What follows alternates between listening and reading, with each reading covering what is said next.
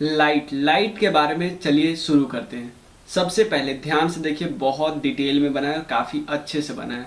सबसे पहले लाइट एक एनर्जी का फॉर्म होता है जो विजन तो क्या करता है, जिसके कारण ही हम देख पाते हैं। देखो, लाइट खुद तो इनविजुअल होता है लेकिन सामान को दिखाने में मदद सिर्फ लाइट करता है। तो लाइट एक ऐसा चीज़ है जो खुद तो दिखता नहीं है लेकिन कोई और चीज़ को हम सब सिर्फ तभी दिख पाते हैं जब उस पर लाइट पड़ता है। समझ रहे हो ना? अब किसी चीज को हम देख कैसे पाते हैं, जैसे लाइट, सनलाइट उस चीज पे पड़ा, जैसे सनलाइट उस चीज पे पड़ा, कोई चीज है, ऑब्जेक्ट है, और वो चीज अब हमारे आंखों तक पहुंचेगा तभी हम देख पाएंगे। अगर क्वेश्चन लेते हैं, एक एग्जांपल लेते हैं, कोई लाइट है, कोई सामान है, इस पे कोई लाइट पड़ा और ये लाइट हमारे आंखों तक पहुंचा ही नहीं, तो क्या हम देख पाएंगे? नहीं देख पाएंगे, नहीं देख पाएंगे।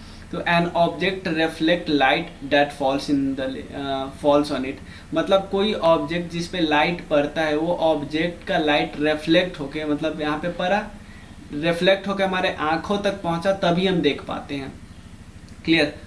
और लाइट क्या होता है? लाइट एक एनर्जी का फॉर्म होता है जो कि सेंसेशन ऑफ साइट पैदा करता है। सेंसेशन ऑफ, अगर हियरिंग पैदा करना होगा तो कौन करता है? साउंड करता है। साउंड, सेंसेशन ऑफ साइट कौन पैदा करता है? लाइट पैदा करता है। क्लियर? लाइट एक इलेक्ट्रोमैग्नेटिक रेडिएशन है। लाइट में दोनों नेचर होते हैं, डुअल नेचर होता है, वेव नेचर भी होता है और पार्टिकल नेचर भी होते हैं। लाइट को चलने के लिए किसी मीडियम की जरूरत नहीं थी, याद रखना। और लाइट के स्पीड सबसे ज़्यादा इवन उस जगह पे होती है जहाँ पे कोई मीडियम नहीं होते, यानी वैक्यूम में। और वैक्यूम में भी ट्रेवल करता है। वैक्यूम में स्पीड कितनी होती है? 3 × 10⁸ मीटर पर सेकेंड। ठीक है। उसके बाद बात करते हैं स्पीड। अगर वाटर में देखें तो देखो, जितना वैक्यूम में था उससे स्पीड कम गया ना, सॉलिड में और ज़्यादा कम जाएगा, लिक्विड और सॉलिड में और ज़्यादा कम जाएगा। ध्यान देना, वैक्यूम में सबसे कम, उसके बाद क्या हो, सबसे ज़्यादा, उसके बाद सबसे ज़्यादा वैक्यूम में, फिर गैस में, फिर लिक्विड में, फिर सॉलिड में। अब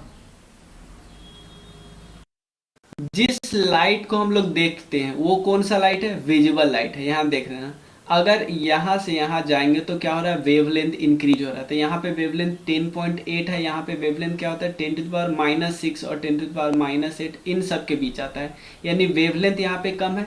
वेवलेंथ यहाँ पे देखो 400 नैनोमीटर से लेके 700 नैनोमीटर का, मतलब ये इसका वेवलेंथ है। नैनोमीटर का मतलब क्या है? एक नैनोमीटर एक मीटर का ही पार्ट है, और नैनोमीटर क्या होता है? 10⁹ मीटर होता है। 1 एंगस्ट्रॉन की बात करें तो 10⁻−10 मीटर होता है, याद रखिएगा। तो यहाँ से आप ये भी याद रख सकते हो कि 1 नैनोमीटर बराबर क्या होता है? 10 एंगस्ट्रॉन। मतलब एंगस्ट्रॉन को 10 से गुना करोगे तो 1 नैनोमीटर आएगा। यहाँ पे समझिए, यानी वेवलेंथ क्या होता है? कम होता है। जिस लाइट को हम देख पाते हैं उसका वेवलेंथ क्या होता है? कम होता है। वेवलेंथ कम होगा तो फ्रीक्वेंसी ज़्यादा होगा। अब दोनों का मतलब समझ लेते हैं। ये है वेव, अभी समझाता रहो, फिर आगे मत समझाऊंगा, नहीं समझाऊंगा। अगर दो हाइट है ना, हाई वाला को क्रस्ट बोलते हैं, बॉटम वाला को ट्रॉप बोलते हैं। दो क्रस्ट बीच के बीच की लंबाई को वेवलेंथ बोलते हैं, वेवलेंथ। अब फ्रीक्वेंसी क्या होता है? फ्रीक्वेंसी का मतलब होता है एक यूनिट हम टाइम लेते हैं, मतलब 1 सेकेंड लाइन, सेकेंड एक टाइम लिए, तो 1 सेकेंड टाइम में कितना वेव बना? 1 2 3 4। तो इसका मतलब हम समझ सकते हैं वेवलेंथ जितना छोटा रहेगा उतना ज़्यादा बनेगा। तो वेवलेंथ और फ्रीक्वेंसी क्या होगा? इनवर्सली प्रोपोर्शनल होगा ना। वेवलेंथ और फ्रीक्वेंसी इनवर्सली प्रोपोर्शनल होगा, एक बढ़ेगा तो दूसरा घटेगा। तो यही बात यहाँ पे लिखा है कि लाइट का वेवलेंथ क्या होता है? कम होता है, और फ्रीक्वेंसी ज़्यादा होता है। क्लियर? उसके अलावा जो लाइट की स्पीड होती है ना, लाइट की स्पीड इनवर्सली प्रोपोर्शनल होता है ऑप्टिकल डेंसिटी, यानी डेंसिटी जितना होगा लाइट का उतना ज़्यादा स्पीड कम होगा। स्पीड देख लिए। अब लाइट ट्रैवल क्यों करता है स्ट्रेट लाइन में? क्योंकि वेवलेंथ कम होता है और स्पीड ज़्यादा होता है, इसलिए लाइट क्या करता है? ट्रैवल करता है। और लाइट को, सनलाइट को धरती पे पहुंचने में कितना टाइम लगता है? 8.3 मिनट लगता है, याद रख लेना। ठीक है। अब यहाँ पे कई सारी रेज है। रेडियो वेव, यहाँ पे आप ध्यान से दे सकते हो। ये सबसे पहले radio wave, microwave, infrared, visible, ultraviolet. तो नीचे से ऊपर जाते हैं, देखो इधर से इधर गया तो क्या हो रहा है? वेवलेंथ डिक्रीज कर रहा है। वेवलेंथ क्या है? दो अप के बीच डिस्टेंस, जो क्रस्ट, जैसे यहाँ बीच में हम एक लाइन खींच ले तो दो टॉप के बीच डिस्टेंस, तो यहाँ पे डिस्टेंस कमता जा रहा है ना। तो गामा रेज का सबसे कम है, एक्स रेज का उससे ज़्यादा, अल्ट्रावायलेट। अब यूज देख लेते थोड़ा। गामा रेज का यूज होता है मेडिसिन में, इन कैंसर सेल को मारने के लिए। उसके अलावा एक्सरे तो हमको पता है हमारे इनसाइड बॉडी को देखने के लिए होता है। इस और अल्ट्रावायलेट रेज का यूज होता है फ्लोरोसेंट ट्यूब्स में यूज होता है, और ये स्किन एब्जॉर्ब कर लेता है इसको। यूवी रेज का हमको पता है ना, तभी हम तो यूवी रेज से बचना होता है, स्किन कैंसर हो जाता है। विजुअल रेज यही हम देखते हैं। इसी रेज के कारण हमको कोई चीज दिखाई देता है। किस रेज के कारण? विजुअल रेज के कारण। इंफ्रारेड रेज और ज्यादा वेवलेंथ होता है, ठीक है ना। और उसके अलावा यहाँ पे कुकिंग, रडार, टेलीफोन वगैरह में यूज होता है माइक्रोवेव, और इसका रेडियो और टेलीविजन के ब्रॉडकास्ट में यूज होता है रेडियो वेव का। अब देखो नीचे से ऊपर गए, सॉरी ऊपर से इधर से नीचे आए, ऐसे याद रख लेना। जैसे देखो IMR XUV, IMR उसके बाद XUV। तो पहले विजुअल रेज है, फिर अल्ट्रावायलेट रेज है, फिर एक्स रेज। थोड़ा सा ध्यान रखने की कोशिश करना, ज़्यादा याद नहीं रखने की जरूरत है। अब दो टाइप के लाइट होते हैं, मतलब सोर्सेस ऑफ लाइट क्या होता है? एक लुमिनियस बॉडी होती है, ऐसा बॉडी जिसके पास खुद का लाइट होता है, लाइक कैंडल, सन, फ्लैश लाइट, नियन लाइट, ये भी लुमिनियस है। नॉन लुमिनियस उसको बोलते हैं जिस पे सन का लाइट गिरता है, सन या किसी चीज का, और मतलब इनमें से किसी का लाइट इस पे गिरेगा और फिर हमारे आंखों में परसीव होगा, तभी हम दिखाई देगा। ट्रांसपेरेंट ऐसी बॉडी होती है जिससे लाइट क्या होता है? पास कर जाता है। ट्रांसलूशन का मतलब है लाइट पास करता है थोड़ा बहुत, ओपेक का मतलब बिल्कुल पास नहीं करता है। अब यहाँ पे थोड़ा कुछ टर्म देख लेते हैं। पैरेलल बीम क्या होता है? जब लाइट के रेज क्या होता है? एक साथ आते रहते हैं, पैरेलल, कभी मिलते नहीं है। मिल गए एक साथ तो उसको कन्वर्ज बोलेंगे, एक जगह से अलग अलग जगह निकल रहे हैं उसको डाइवर्जेंट बीम बोलते हैं। अब शैडो, अभी देखो हम कुछ कुछ टर्म बस डिस्कस कर रहे हैं। शैडो, मान लो सनलाइट एक बल्ब पे, बॉल पे पड़ रहा है, तो यहाँ पे ज्यादा अंधेरा कर देगा। जिस पार्ट पे ज्यादा अंधेरा करेगा उसको उम्ब्रा बोलते हैं, जो कम अंधेरा करता है उसको पिनुम्ब्रा बोलते हैं, न्यूम्ब्रा, पिनुम्ब्रा बोलते हैं। उम्ब्रा के पास जो होता है ना, लाइट बिल्कुल ब्लॉक रखता है, कुछ भी नहीं दिखाई देता है। पिनुम्ब्रा के पास क्या होता है? लाइट पार्शियली ब्लॉक होता है, फिर भी दिखाई देता है। अब हम चलते हैं रिफ्लेक्शन के बारे में डिस्कस करते हैं। दो मेन टर्म है, रिफ्लेक्शन, रिफ्रैक्शन। मैं एक चीज बता दूं, आप अगर ये पूरा नहीं है, आपको वीडियो देखने का मन है, पूरा पढ़ने का मन नहीं है, बस एग्जाम्पल आप देख लो। एग्जाम्पल से ही एग्जाम में आते हैं और कुछ नहीं आता है, सिर्फ एग्जाम्पल कि ये फेनोमेना हो रहा है, इसमें किसका कारण है। जैसे आप देखो ये कुछ फेनोमेना होता है उसमें टोटल इंटरनल रिफ्लेक्शन के कारण होता है, कुछ में डिफ्रैक्शन के कारण होता है, कुछ में इंटरफेरेंस के कारण होता है। ये सब बस आपको एग्जाम्पल देख लेने हैं। पहला, रिफ्लेक्शन क्या होता है? मान लो कोई लाइट आया, सरफेस पे लाइट पड़ा और वो फिर अपने मीडियम में लौट जाता है, इसको हम क्या बोलते हैं? रिफ्लेक्शन। अपने मीडियम में लौट जाने को रिफ्लेक्शन बोलते हैं। कई टर्न होते हैं। इंसिडेंट रे, जो रेट आता है उसको इंसिडेंट, जो जाता है उसको रिफ्लेक्टेड। नॉर्मल क्या होता है? जिस स्क्रीन पे पड़ रहा है ना, उस स्क्रीन से आप एक परपेंडिकुलर लाइन ले लो, उसको हम क्या बोलते हैं? उसको नॉर्मल बोलते हैं। मतलब रिफ्लेक्टेड, जिस मिरर से हम लाइट को टकरवा रहे हैं उसका जो 90 डिग्री बनता है उसको नॉर्मल बोलते हैं। और एंगल ऑफ इंसिडेंस क्या होता है? क्या जमीन से ही एंगल? नहीं, नॉर्मल से एंगल। नॉर्मल से एंगल को हम क्या बोलते हैं? Angle of incidence. और नॉर्मल से जो रिफ्लेक्ट होता है उसको एंगल ऑफ रिफ्लेक्शन बोलते हैं। रिफ्लेक्शन समझ गए। बीम तो समझ गए। बीम एक साथ कई सारे लाइट आता है। एक तो रे का मतलब होता है बस एक सनलाइट, बीम का मतलब कई सारे लाइट आए। मान लो कई सारे यहाँ पे आए, लेकिन सब वही काम करेगा। जो लाइट यहाँ पे टकराएगा वो यहाँ से घूमेगा, उसके लिए नॉर्मल ये होगा। जो लाइट यहाँ पे आएगा उसके लिए नॉर्मल ये वाला होगा। जो लाइट यहाँ पे आएगा तो उसके लिए नॉर्मल ये वाला होगा। समझ रहे हो ना? अब द एंगल ऑफ इंसिडेंस, ये इसका लॉ क्या कहता है? लॉ कहता है कि एंगल ऑफ इंसिडेंस हमेशा बराबर होता है एंगल ऑफ रिफ्लेक्शन के, यानी θ1 बराबर है θ2 के। और दूसरा कि इंसिडेंट रे, रिफ्लेक्टेड रेज और नॉर्मल तीनों एक प्लेन पे होना चाहिए। ऐसा नहीं होना चाहिए कि ऐसा नहीं होना चाहिए कि यहाँ पे आ रहा है और नॉर्मल यहाँ पे है और ये जा इधर रहा है। सेम प्लेन पे नहीं हुआ ना। सेम प्लेन मतलब ऐसे बिल्कुल। एक और चीज, ये जो लॉ है ना, ऐसा नहीं है सिर्फ प्लेन मिरर पे फॉलो करता है, ये इवन स्फेरिकल मिरर को भी में भी फॉलो होता है। एग्जांपल देते हैं, स्फेरिकल मिरर को ऐसे है, हमें स्फेरिकल मिरर में ये पता है ना कि लाइट अगर सीधा आती है ना, सीधा, तो फोकस से होके गुजरती है। तो अब देखो, अगर इसको आप मान लो लाइट एक छोटा सा टुकड़ा लिए, तो इसके लिए नॉर्मल क्या हुआ, यहाँ हुआ ना नॉर्मल, यहाँ नॉर्मल हुआ, इंसिडेंट रे आती है ये इस एंगल से थीटा, तो इसी एंगल से न जाएगी थीटा, क्योंकि ये दोनों बराबर कब होगा, जब ये इधर जितना इधर है जितना इधर इधर होगा, तो इसलिए ये दोनों बराबर कब करेंगे, बराबर के हिसाब से बराबर करते हैं ना, तो ये फोकस से होकर गुजरता है। यानी ये जो थ्योरी है ना, सिर्फ प्लेन मिरर के लिए नहीं है, सब मिरर के लिए, सारे मिरर के लिए। अब देखो, पहले समझो इमेज कितने टाइप के होते हैं। इमेज दो प्रकार के होते हैं, रियल इमेज जो कि स्क्रीन पे दिखेगा, इसको रियल इमेज बोलते हैं। रियल इमेज हमेशा इन्वर्टेड होता है, याद रखना, रियल इमेज हमेशा इन्वर्टेड होता है। दूसरा, कोई अगर डिस्टेंट इमेज है, डिस्टेंट इमेज है कॉनकेव मिरर पे, तो उसका इमेज हमेशा क्या होगा, रियल इमेज होगा। कोई दूर से ऑब्जेक्ट हमारा देख रहा है, दूर से ऑब्जेक्ट है, तो उसका इमेज क्या बनेगा, उसका इमेज फोकस पे बनता है और हम देख लेते हैं, तो यानी हमको पता चल गया क्या है, रियल इमेज है, असली का इमेज है, रियल इमेज। ठीक है। इन्वर्टेड का सिंपल समझो, कोई अगर ऑब्जेक्ट सीधा है ना, ऐसे ऑब्जेक्ट है, मान लो ये एक मिरर है, ऑब्जेक्ट सीधा है ना, तो उसका इमेज उल्टा बनेगा, उल्टा बनेगा, यानी ऑब्जेक्ट हमेशा कैसा बनेगा, इन्वर्टेड बनेगा। तो सिंपल समझा, रियल इमेज हमेशा कैसा बनता है, इन्वर्टेड बनता है, उल्टा बनता है। कोई दिक्कत? अब वर्चुअल इमेज, ये क्या होता है, इसको स्क्रीन पे दिखाया ही नहीं जा सकता, तो वर्चुअल इमेज हमेशा सीधा बनता है, इरेक्ट बनता है, सीधा बनता है। और वर्चुअल इमेज कब बनता है, जब या तो प्लेन मिरर से बन रहा या कॉन्वेक्स मिरर से बन रहा। यानी कॉन्वेक्स मिरर से बन रहा हो तो भी हम क्या बनाएंगे, इमेज कैसा बनेगा, वर्चुअल इमेज बनेगा।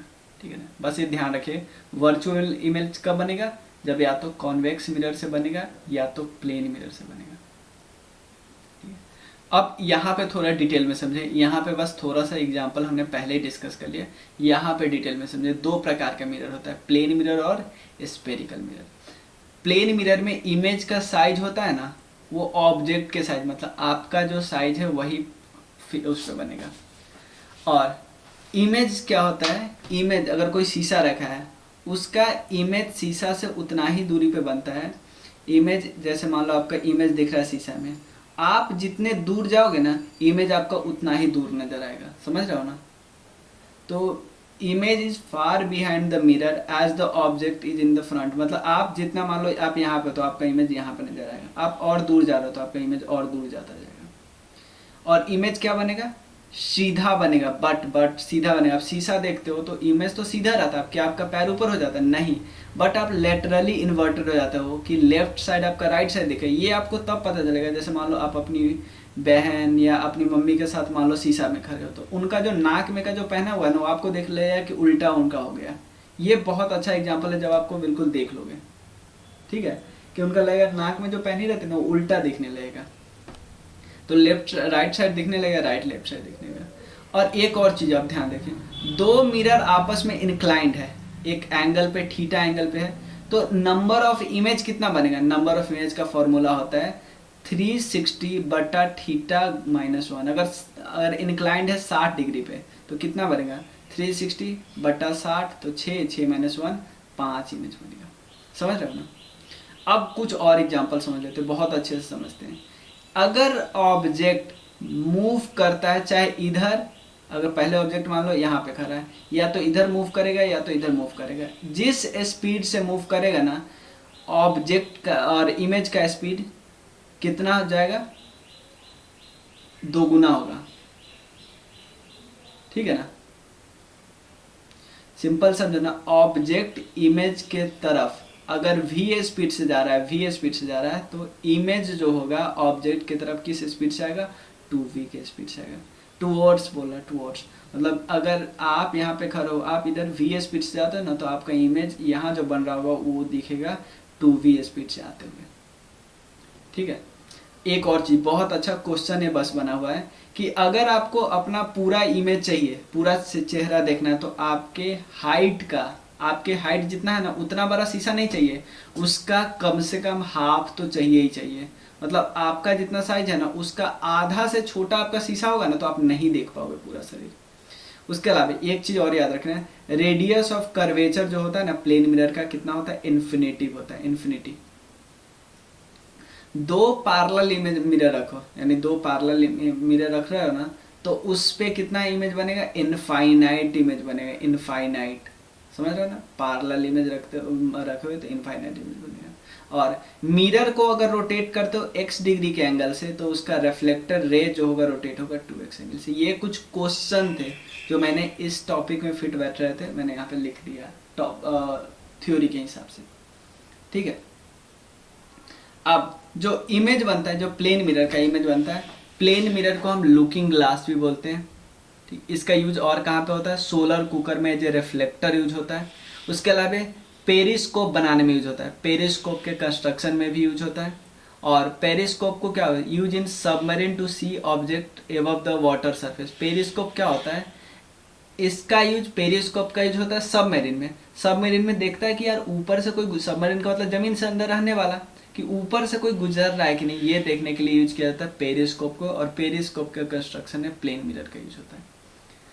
अब देखो, प्लेन मिरर का अगर बहुत सारा कॉम्बिनेशन में आप यूज करोगे तो आप फॉल्स डायमेंशन बना सकते हो। जैसे शोरूम में क्या होता है, बहुत सारे आपको नहीं लगता, बड़ा दिखने लगता है शोरूम, लेकिन ऐसा होता ही नहीं है, क्योंकि फॉल्स डायमेंशन बनाए जाते हैं। इसका यूज कैलाइडोस्कोप में होता है, कैलाइडोस्कोप में।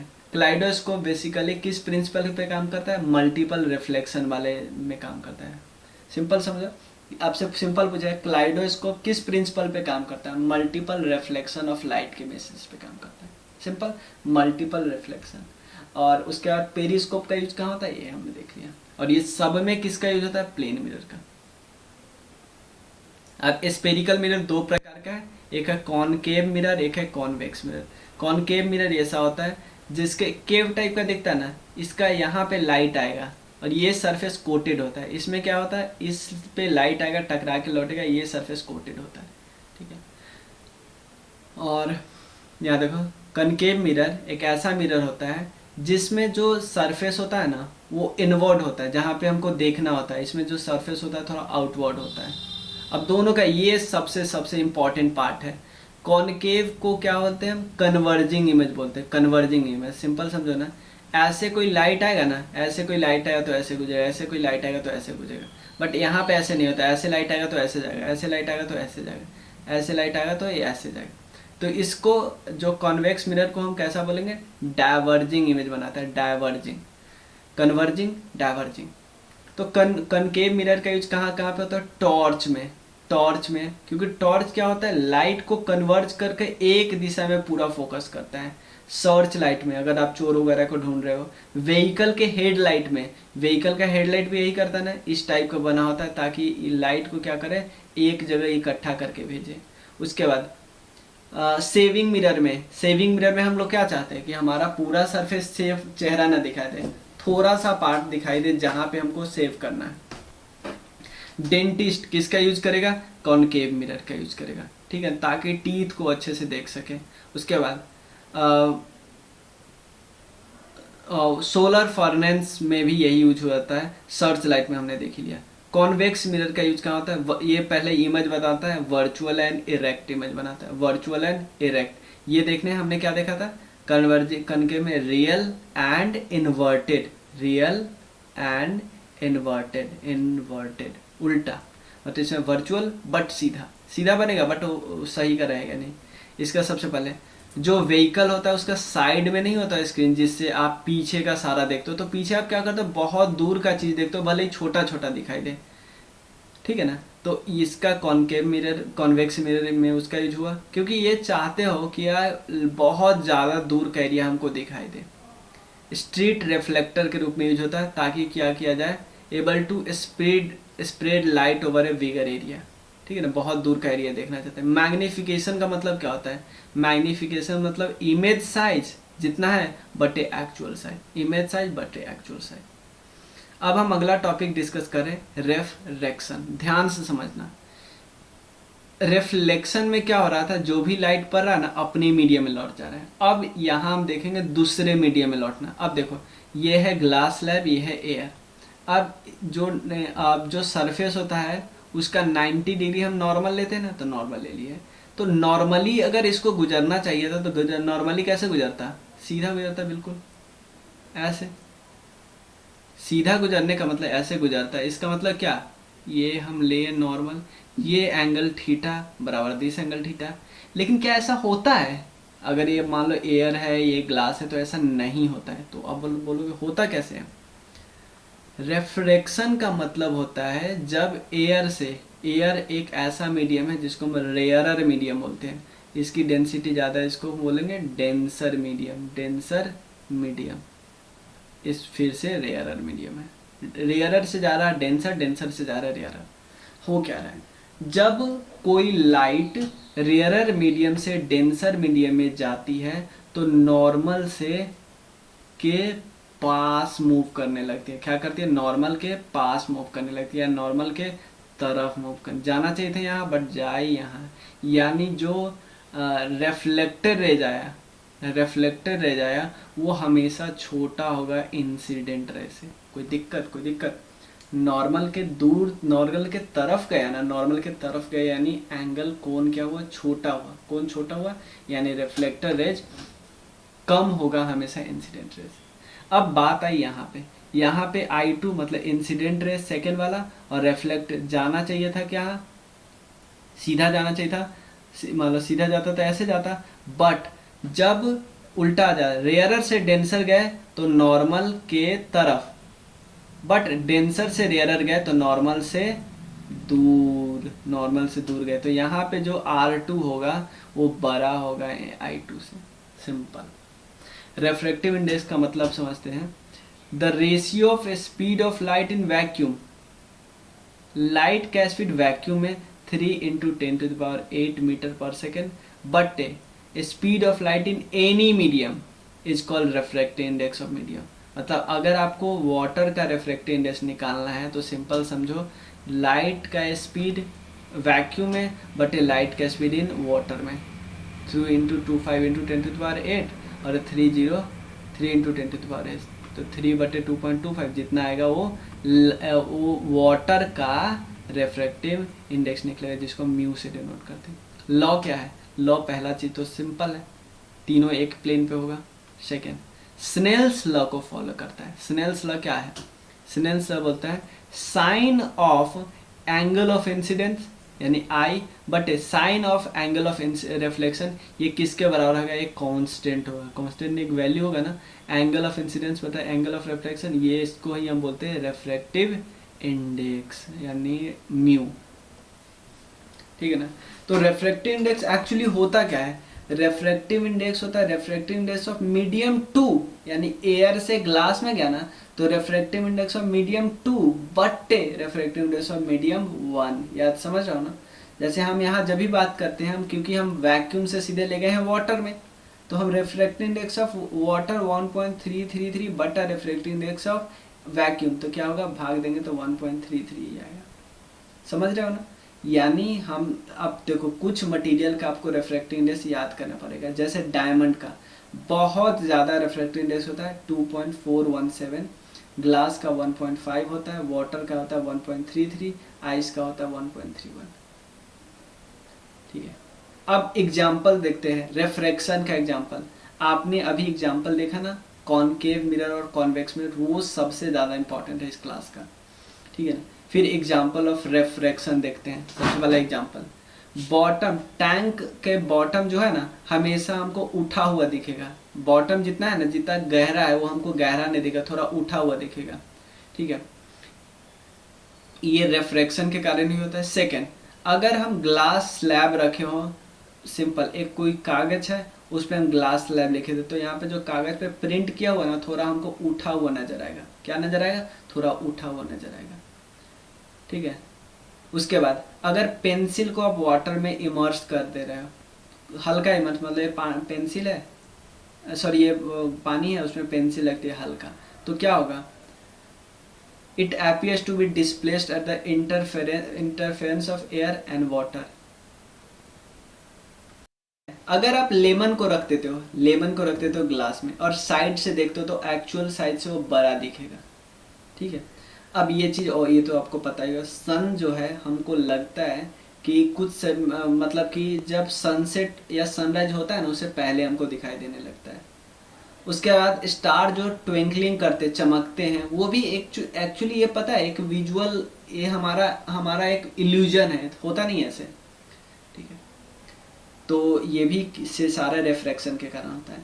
रिफ्रैक्टिव इंडेक्स की बात करते हैं तो लाइट अगर ट्रेवल करता है ना एक मीडियम से दूसरे मीडियम, तो पता है क्या चेंज हो जाता है, हमारा वेलोसिटी चेंज होता है। बहुत बहुत इंपॉर्टेंट क्वेश्चन, बीपीएससी में 2 बार आया हुआ है।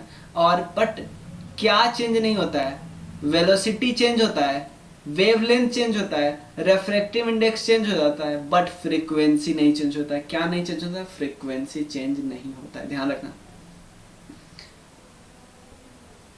ये एक फॉर्मूला है, फ्रीक्वेंसी बराबर c बटा v, यानी the speed of light in vacuum, the phase velocity of the light in medium, c बटा v। एनर्जी वाला भी फॉर्मूला हम लोग को याद रखना है। c बराबर क्या होता है, v लैम्डा। लैम्डा क्या है, लैम्डा है वेवलेंथ, c क्या है, स्पीड ऑफ लाइट, और ये v नहीं है, न्यू है, न्यू मतलब ये है फ्रीक्वेंसी।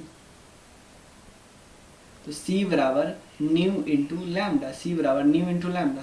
तो ये दोनों आपस में क्या है, इनवर्सली प्रोपोर्शनल होते हैं।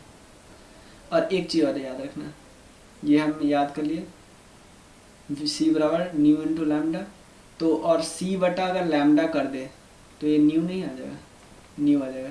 और e बराबर क्या होता है, hc बटे लैम्डा। h यहाँ पे प्लैंक्स कांस्टेंट, थोड़ा सा ध्यान रख सकते हैं, क्योंकि यहाँ पे अगर पूछेगा ना आपसे, ये पूछ सकता है कि अगर कोई वेवलेंथ है, वेवलेंथ बढ़ रहा है तो एनर्जी पे क्या इम्पैक्ट पड़ेगा। एक बार यही क्वेश्चन पूछा था कि वेवलेंथ अगर बढ़ रहा है तो एनर्जी घटेगा, उल्टा होता है ना,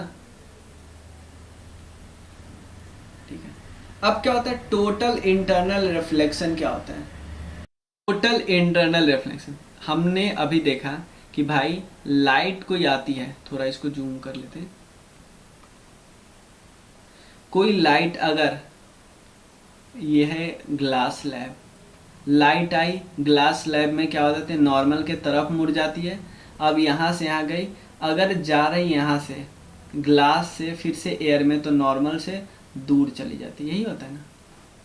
तो अब ये वाटर से हम एयर में भेज रहे हैं, तो इंसिडेंट रे है, इंसिडेंट रे θ1 है, तो ये थोड़ा दूर जाएगी, यानी यहाँ पे θ1 छोटा है θ2 से। तो एक एंगल होता है ना, उस एंगल को बोलते हैं क्रिटिकल एंगल। क्रिटिकल एंगल वो एंगल है जब हम डेंसर मीडियम से रेयरर मीडियम में भेजते हैं, तो जो रिफ्लेक्टेड एंगल होता है वो कितना डिग्री हो जाता है, 90 डिग्री। अगर क्रिटिकल एंगल से थोड़ा जस्ट हम बढ़ा दिया जाए तो ये इसी में लौट जाएगा ना। तो जो रेफ्रैक्शन वाला केस था, रेफ्रैक्शन हो रहा था, रेफ्रैक्शन, वो सीधा क्या हो जाएगा, रेफ्लेक्शन हो जाएगा। रिफ्लेक्शन कैसे, जितना हमने रे भेजा सब अपने में ही लौट गया ना। डायमंड में ही होता है, जो भी रे एक बार घुस गया उसमें सनलाइट, उसी में घूमता रहता है ना, इसी कारण वो चमकता है, ठीक है। तो इसके लिए कौन कौन से कंडीशन फुलफिल होना चाहिए, सिर्फ 2 कंडीशन।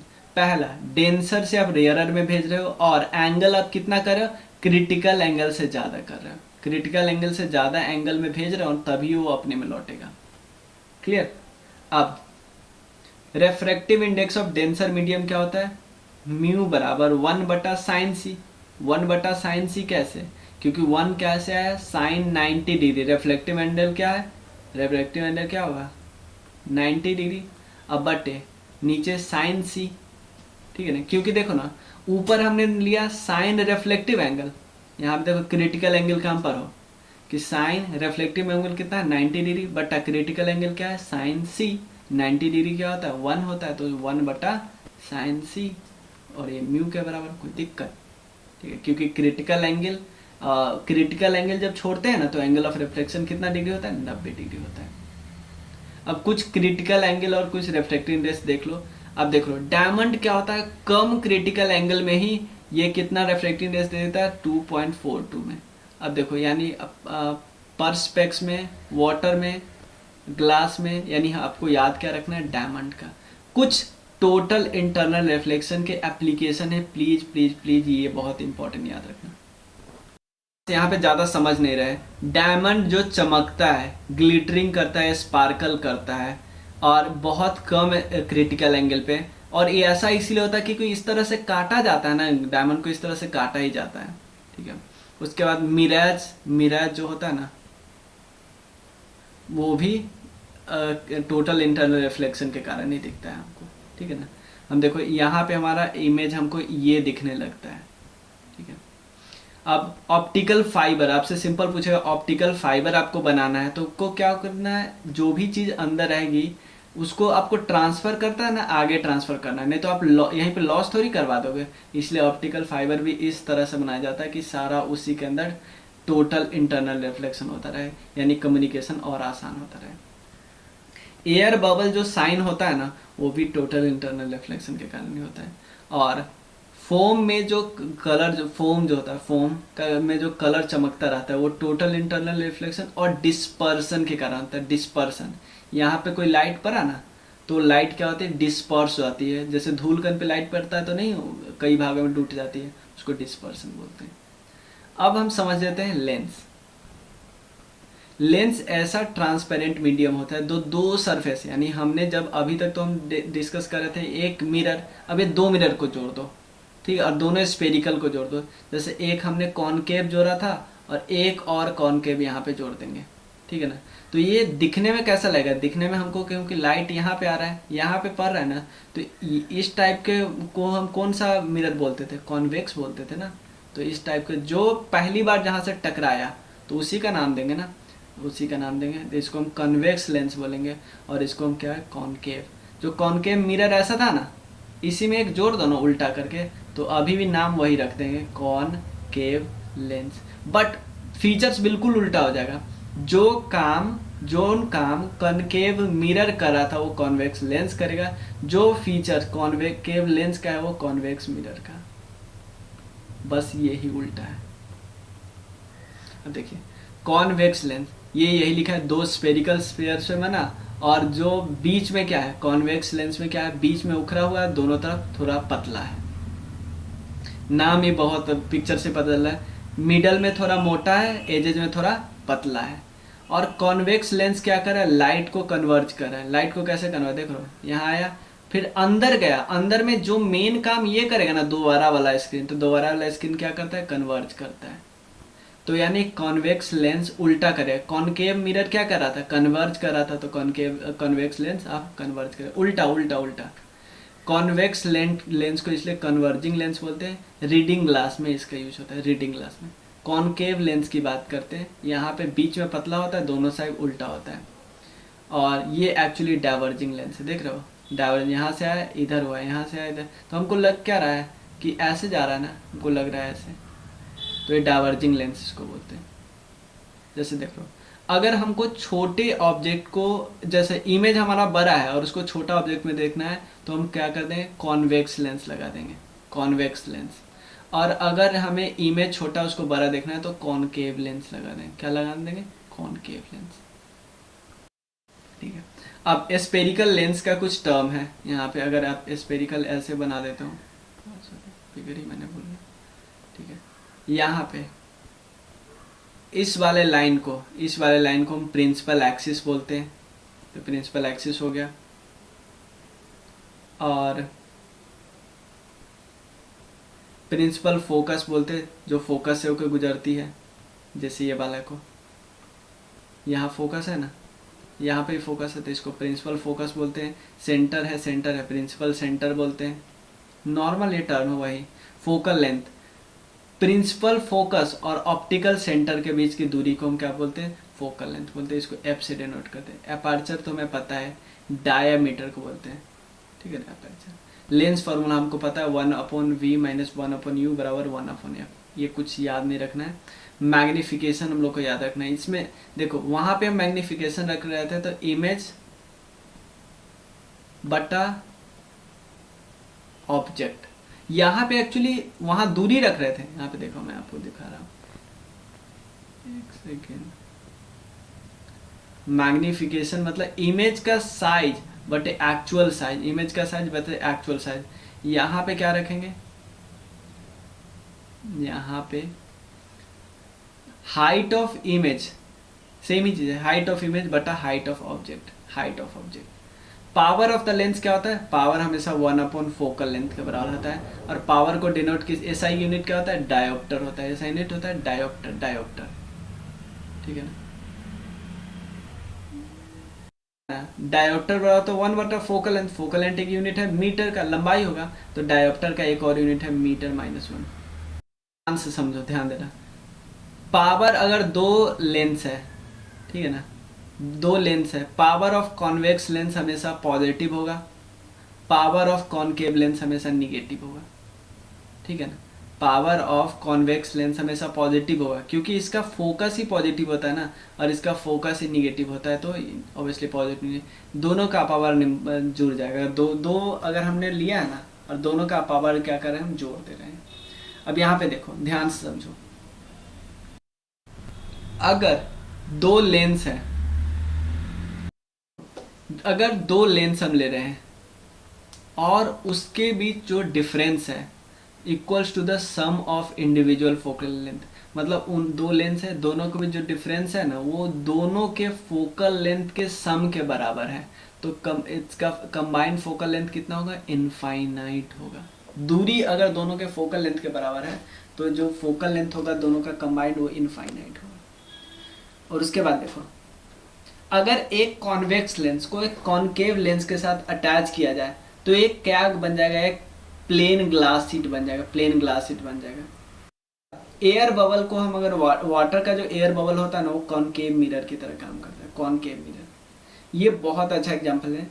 देखो, अगर सातों लाइट आता है ना, व्हाइट लाइट में 7 पार्ट होता है, सातों लाइट अगर किसी स्क्रीन पे पड़ा ना, जैसे ग्रीन सरफेस पे पड़ा, तो हमको ग्रीन सिर्फ इसीलिए दिखाई देता है कि यहाँ पे जितने लाइट आते हैं ना सारे इसमें अब्जॉर्ब हो जाते हैं, बट सिर्फ ग्रीन लाइट रिफ्लेक्ट होता है। जो रोज, अगर रोज है, ये तो है लाल, तो अगर सातों स्क्रीन में रखेंगे तो हम क्या हो रहा है, सातों लाइट में लाल हमारे आंखों तक पहुंचेगा, बाकी सारे ऑब्जर्व हो जाएंगे। लेकिन अब देखो, ध्यान समझते हैं, अगर इसको ग्रीन लाइट में रखते हैं, मतलब इस लाल गुलाब को जिसकी पत्तियां है हरी, उसको रख देंगे ग्रीन लाइट में, क्या किस लाइट में, ग्रीन लाइट में रख देंगे, बाकी सातों रंग में से 6 हटा दिए, सिर्फ ग्रीन है। तो ग्रीन रखेंगे तो पत्ता तो हमको ग्रीन दिखेगा ही, क्योंकि ग्रीन लाइट ग्रीन पे पड़ा और वो रिफ्लेक्ट होकर हमारे आंखों तक पहुंचेगा। बट जो लाल रंग है ना, लाल रंग पता है किस कलर का दिखेगा, ब्लैक दिखेगा, ब्लैक। यानी एक चीज आप समझो, एक कोई सामान किसी कलर का है, किसी कलर का, लाल का या किसी कलर का है, अगर आप कोई और लाइट में उसको रखते हो ना, किसी और लाइट में, तो ब्लैक ही दिखेगा, सिंपल सिंपल ब्लैक दिखेगा, किसी और लाइट में रखते हो।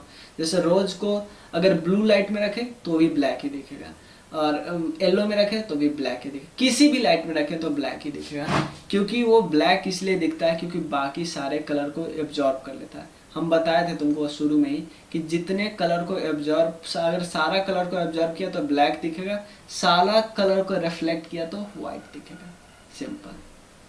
Colour of a opaque body क्या होता है, कैसे दिखता है, क्योंकि वो रिफ्लेक्ट जिस लाइट को करेगा वो कलर हमको दिखेगा।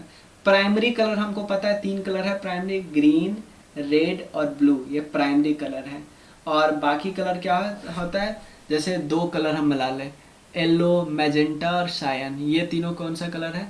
जैसे एग्जांपल ले लेते हैं, हमको रेड और ग्रीन को मिलाए तो येलो मिल गया, उसके अलावा रेड और ब्लू को मिला है, रेड और ब्लू को मिला है तो मैजेंटा मिल गया, उसके बाद ग्रीन और ब्लू को मिला है तो क्या मिलता है, सायन मिल गया। और प्राइमरी कलर में से मान लो इसमें से कोई एक कलर लेते हैं, सायन। सायन का मतलब क्या होता है, वो 2 कलर मिला दिया, ब्लू और ग्रीन। अब इसमें सायन में बस हम रेड जैसे ही मिलाएंगे ना, रेड जैसे ही मिलाएंगे तो व्हाइट कलर दे देगा। तो प्राइमरी कलर और ये बाकी जो कलर होते हैं सेकेंडरी या कॉम्प्लीमेंट्री बोलते हैं।